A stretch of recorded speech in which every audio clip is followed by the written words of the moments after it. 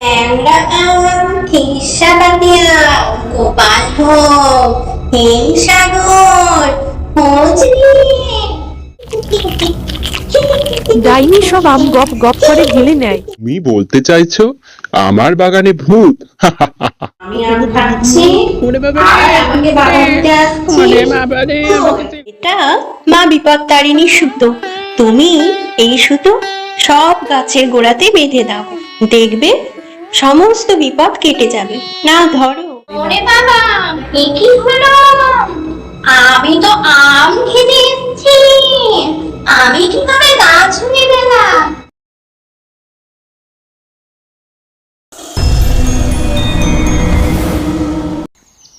নিতাইপুর গ্রামের প্রধানের একটা মস্ত বড় আমের বাগান ছিল।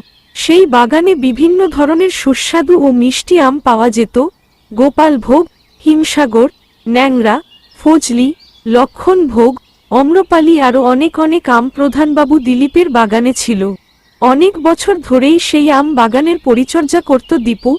কোনো কাকপক্ষীরও সাহস ছিল না যে দীপুর উপস্থিতিতে একটা আমও ভেঙে নিয়ে যাওয়ার। বাগানের পাশেই দীপুর থাকার জন্য একটা ছোট্ট মাচাও ছিল।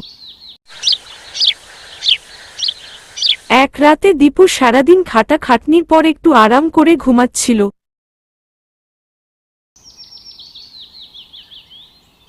সকাল হতেই সে আবারও আমের পরিচর্যার জন্য বাগান চলে যায়। দীপু দেখে আম গাছগুলোর মধ্যে একটা গাছে একটিও আম নেই, আর আমের আটি ও খোসাগুলো গাছের নিচেই পড়ে রয়েছে। কি ব্যাপার? কালকেই তো এখানে কতগুলো আম ছিল, আজকে একটাও আম নেই। ব্যাপার কি? গাছটা ফাঁকা কেন? কালকেই তো এখানে কতগুলো আম ছিল।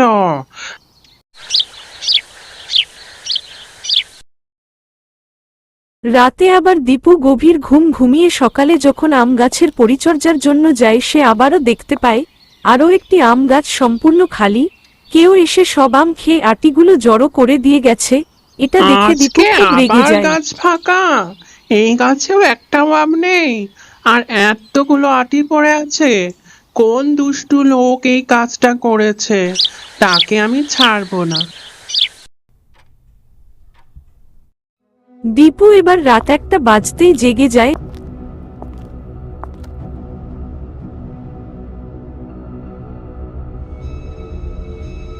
আম কে চুরি করে খাচ্ছে দেখার জন্য আম বাগানে একটা বড় ঝাড়ু নিয়ে যায়। কে আছিস আম গাছে? নিচে নেমে আয়। এত বড় সাহস তোর! তুই আমাদের একটি বাগানের আম ভয়ঙ্কর ডাইনি খাচ্ছিস? প্রধানের বাগানের সব আম খেয়ে নিচ্ছে।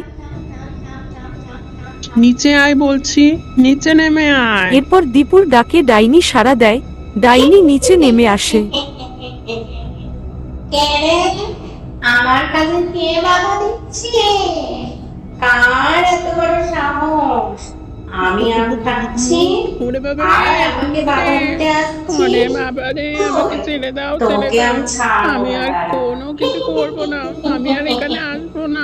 ছেড়ে দাও, ওরে বাবা রে। ডাইনি দীপুকে ওমা উল্টো গো রে, করে এক ইস, লাথি মারে। ওরে বাবা রে, দীপু ওরে বাবা ছিটকে রে, গিয়ে অনেক দূরে ওরে, গিয়ে পড়ে। ওরে বাবা রে, ওরে বাবা রে, ওরে বাবা রে, ওরে বাবা রে। সকাল হতেই দীপু গ্রামের প্রধান দিলীপের বাড়ি যায়। সে দিলীপকে সবটা জানায়।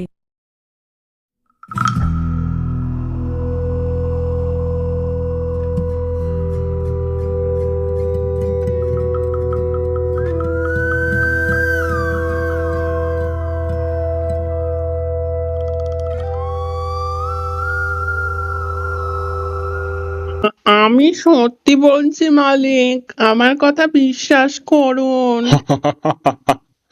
তুমি বলতে চাইছো আমার বাগানে ভূত? তোমার কি মাথা টাথা পাগল হয়ে গেছে? তুমি এসব কি বলছো? আচ্ছা ঠিক আছে, আমি যাচ্ছি তোমার সাথে। চলো আমার সাথে, আমিও দেখি ভূত কেমন হয় দেখতে, সুন্দরী না কুৎসিত। রাত হতেই দিলীপ দীপুকে নিয়ে বাগানে যাওয়ার উদ্দেশ্যে রওনা হয়। মালিক, আমার ভীষণ ভয় করছে। মালিক, ওই বাগানে যান না, আপনাকে ভালো কথা বলছি। সত্যি ওই ভূতটা আমাদের চেপে ধরবে। মালিক, আমার ভীষণ ভয় করছে। দীপু, তুমি চিন্তা করো না, কিচ্ছু হবে না। আর ভূত টুত কিছুই হয় না। চলো তো দেখি কেমন তোমার ভূত, কে তোমার ঘড়িতে ভূত। একটা বাজতেই তারা দুজন আমবাগান পরিচর্যার জন্য যায় এবং দিলীপ দেখে সত্যিই একটা ভয়ঙ্কর ডাইনি তার বাগানের সব আম খেয়ে ফেলছে এবং আটিগুলো ফেলে দিচ্ছে।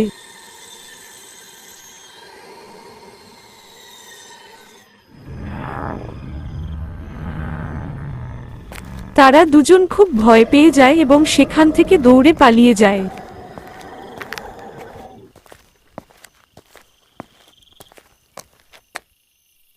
দেখলেন তো মালিক, আমি আপনাকে বলেছিলাম। ব্যাস, অনেক হয়েছে। আমি আর এই বাগানে কোনো কাজ করব না। আমি চললাম। আমার ভীষণ ভয় করছে। আমি চললাম। আমার ভীষণ ভয় করছে।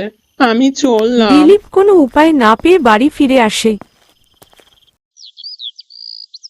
পরের দিন সকালে দিলীপ তার স্ত্রী অঙ্কিতাকে সব খুলে বলে যে কিভাবে এক ডাইনি তার আম বাগানের সর্বনাশ করছে। এইসব হয়েছে, ভূতটা সব আম খেয়ে নিচ্ছে। আমার বাগানটার যে কি অবস্থা হবে, আমার তো অনেক টাকার ক্ষতি হয়ে গেল। তুমি একদম চিন্তা করো না।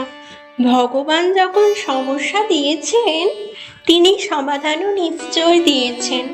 আমার কাছে একটা উপায় আছে। এই যে, এটা মা বিপত্তারিণী সুতো।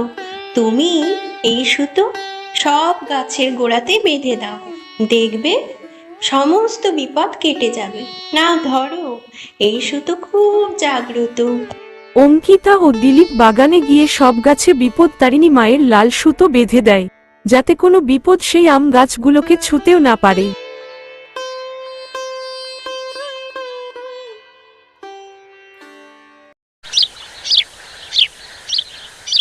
রাতে ডাইনি আবারও আসে আম খাবার উদ্দেশ্য নিয়ে। আম খাবো আম, ল্যাংড়া আম, খিসা আম, গোপাল ভোগ, হিমসাগর, ফজলি, কত কত আম। আম খাবো আম। কই কই গাছ, আজকে তো সব গাছ আমি ফাঁকা করে দেব।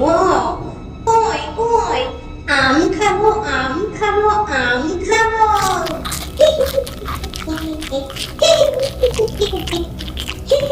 ডাইনি সব আম গপ গপ করে গিলে নেয়।